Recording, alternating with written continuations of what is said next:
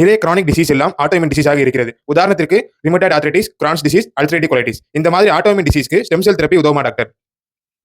Auto immune டிசீசஸ்க்கு treatment சரியான முறையில் கொடுக்க முடியாததுனால தான் கிரானிக் டிசீசஸாக மாறுது.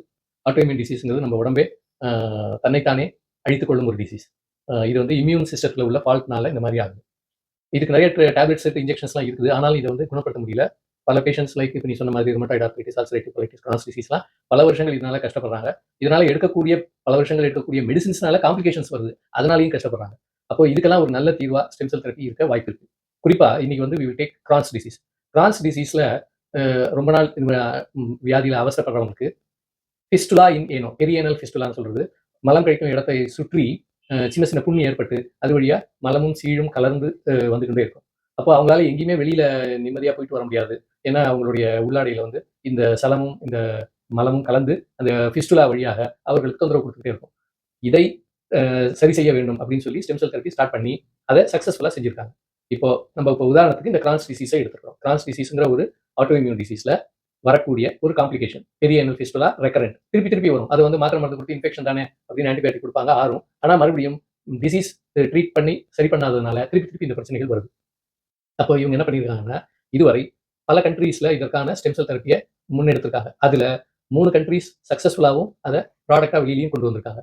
இப்போ கடைசியா 1 மாதத்துக்கு முன்னாடி யூஎஸ்ஏல மேயோ கிளினிக் மற்றும் சில கிளினிக் சேர்ந்து இதே மாதிரி கிரான்ஸ் டிசீஸ்ல ஏற்படக்கூடிய ஆறாத பெரிய ஏனல் ஃபிஸ்டுலா அதற்கு ஸ்டெம் செல் தெரப்பி கொடுத்து அதனுடைய ரிசல்ட்டை பப்ளிஷ் பண்ணியிருக்காங்க. ஃபேஸ் 2 ட்ரையல் வரைக்கும் பப்ளிஷ் பண்ணியிருக்காங்க.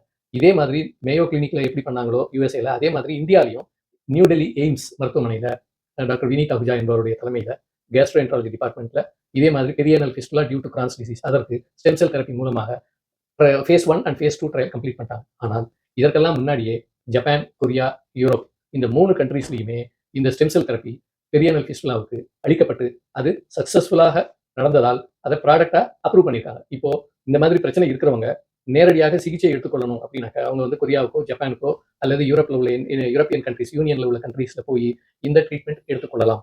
ஏன்னா அங்கெல்லாம் இது அப்ரூவ்ட் ட்ரீட்மெண்ட்டாகவே கிடைக்கிறது. 2012 இருந்தே கொரியாவில் அப்ரூவ் ஆயிடுச்சு. 2018 இருந்தே யூரோப்பியன் யூனியன்ல இந்த ட்ரீட்மெண்ட் அப்ரூவ் ஆயிடுச்சு. அதனால ஆட்டோ இம்யூன் டிசீஸுக்கு குறிப்பா அதனால் ஏற்படக்கூடிய காம்ப்ளிகேஷன்ஸை சரி பண்ணுவதற்கு stem cell therapy already approved in certain countries.